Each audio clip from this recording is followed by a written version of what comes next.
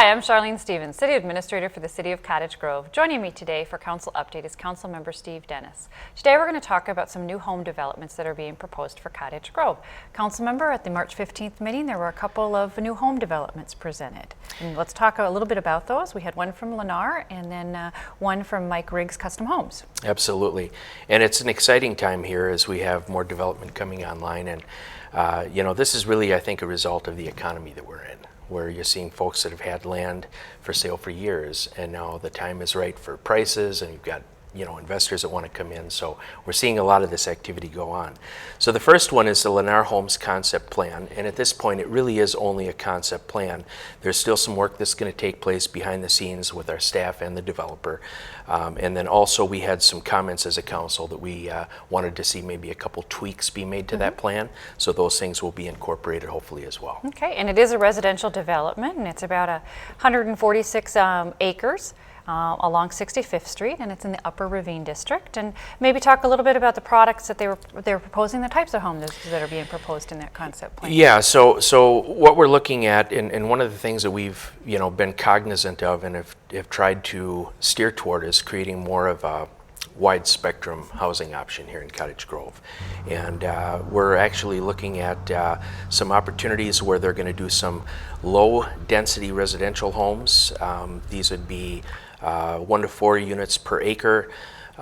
This is a plan that came to the city back in 2014 with a plan of 55 single family lots on 70 to 80 foot widths. The proposal that we're looking at to change here is a substitution for the 55 single family lots with 22 quad buildings, and this would be one of the new aspects of what they're looking to bring here. So what we would have is a total of 88 units that would be on the 55 lot segments. And then overall, the net increase that we have from 302 detached single family homes will actually now realize 355 residential units. And that will be kind of a nice little boost for population, and we have talked in the past regarding economic development that once a community hits about 40,000 people, that's a point where you start to see a lot more investors come to town. So I think we average about 3.1 individuals per house. So if you take a look at that and some of the other additions that we have going on in the city and also coming, we're going to be boosting our numbers up here quite nicely as we move forward.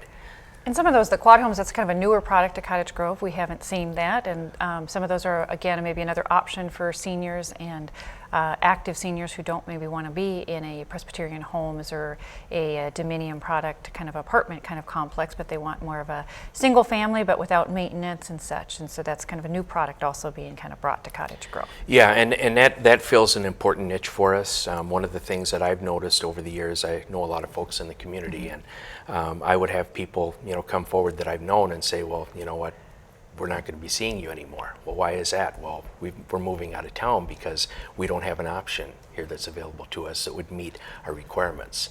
So this is really something that is very good. And again, what we try to do is match up and make available opportunities for as many people as we can. Okay, and then we had another development that was a rezoning, and that was the Villas of Hidden Valley, and that's by Custom One Homes. And let's talk a little bit about that one. That's about 19 different single-family homes. Correct, and I think really what this was being marketed to, if you look at the price on those homes, I think about $350,000, $360,000. Yes, that can sound expensive to some, but this particular product I think is aimed at, let's say a homeowner that maybe owned a $500,000 or $600,000 home, and they're looking to downsize to a smaller footprint, but yet keep the fit and finish and level of amenity that they currently had. So I think that's who they're marketing that to, and I think there's going to be, well, I guess, listening to the testimony the other night, I think they have 8 people already that are interested in their looking at that. So that'll be something that'll fill up very quickly. So as a council, we passed an ordinance to rezone the property from R2, which is rural residential, to R5, which is a medium density residential. The Villas Plan Development Overlay Final Plan was approved, and then also the preliminary plat was approved for that project as well. So it's going to sit on about 4.76 acres, as you mentioned, subdivided into 19 lots for detached, single-family, one-level homes. These are in an area planned that would be about a 1/4 mile south of 70th Street on Harkness Avenue. Yeah, And it is a low density. It meets the requirements of 1 to 4 units per acre. So again, different product, different opportunity, and different housing, some of the goals that the council's has had for the past couple of years. Exactly, and one of the things too that I do want to mention is that as we work through the process, our staff is working with the developer to make sure that we get some extra trees and screening put up there so that it maintains the aesthetic value of the area. All right. Well, for more information about new housing developments, contact Community Development Director Jennifer Levitt. Thank you, Councilmember Dennis.